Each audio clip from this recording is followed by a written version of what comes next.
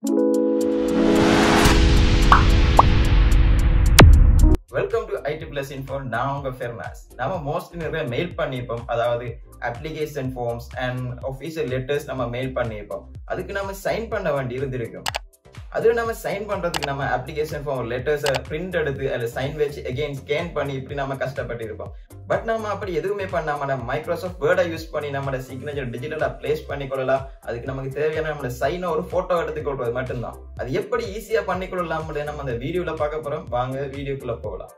நீங்க நம்ம சேனல்ல புதுசா பார்த்துட்டீங்க, நம்ம சேனலை சப்ஸ்கிரைப் பண்ணுங்க, வீடியோ லைக் பண்ணுங்க, அதே மாதிரி பெல் பட்டனை கிளிக் பண்ணி ஆல் நோட்டிபிகேஷனை எனேபிள் பண்ணுங்க. நான் இப்போ வேர்டில் ஒரு பிளாங்க் டாக்குமெண்ட் தான் ஓப்பன் பண்ணிக்கிறேன். இதில் தான் நம்ம டிஜிட்டலி சிக்னேச்சரை எப்படி பிளேஸ் பண்ணிக்கொள்ளலாம்னு பார்க்க போகிறோம். எக்ஸாம்பிளுக்கு நேம் அண்ட் பொசிஷன் ஒன்றை கொடுத்துக்கொள்கிறேன்.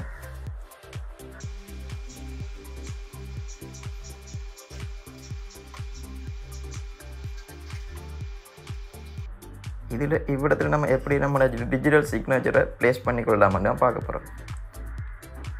இன்சர்ட்டில் போங்க, பிக்சர்ஸ், திஸ் டிவைஸ் செலக்ட் பண்ணிக்கொள்ளுங்க.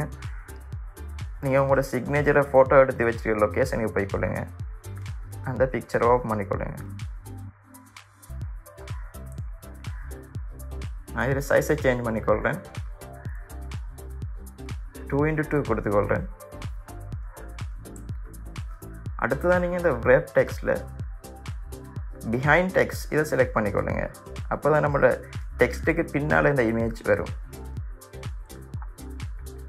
ஓகே, இப்போ அடுத்ததான் நீங்கள் என்ன பண்ணுங்கன்னு சொன்னால் இதை மூவ் பண்ணி எவ்வளோத்துல சைன் இருக்கணும் இடத்துல ப்ளேஸ் பண்ணிக்கொள்ளுங்க.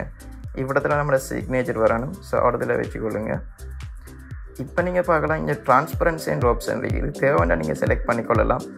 பட் நாம் இப்போ இதை செய்ய போகிறல.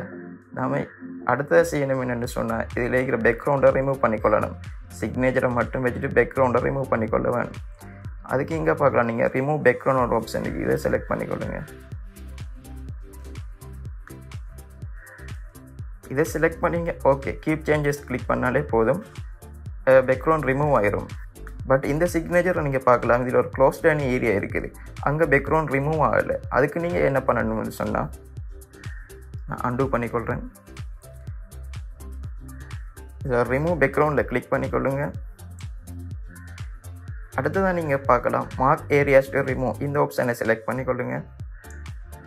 அடுத்ததான் நீங்கள் ரிமூவ் பண்ண வேண்டிய ஏரியாவில் கிளிக் பண்ணுங்கள். இப்போ அந்த ஏரியா ரிமூவ் ஆகிட்டுது. இப்போ கீப் சேஞ்சஸில் கிளிக் பண்ணுங்கள்.